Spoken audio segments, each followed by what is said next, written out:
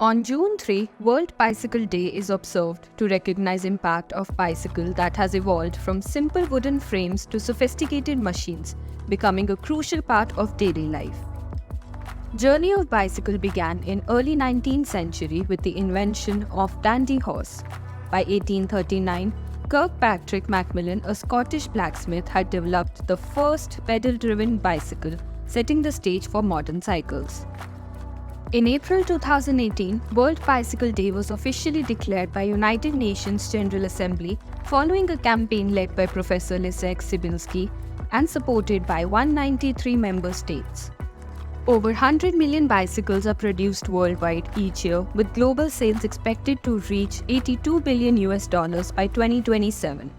In Europe, cycling accounts for about 8% of all urban trips, with countries like Netherlands and Denmark leading at over 25% of daily commutes by bike.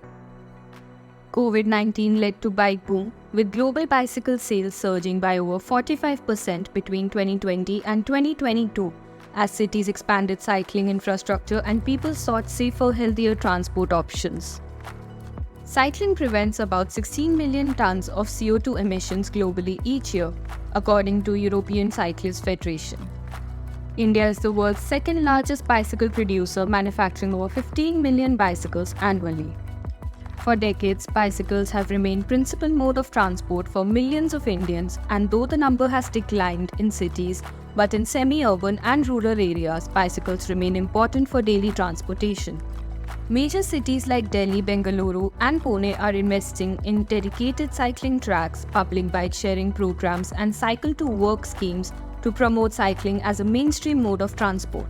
In rural India, over 20 million students have received free bicycles from state governments since 2010.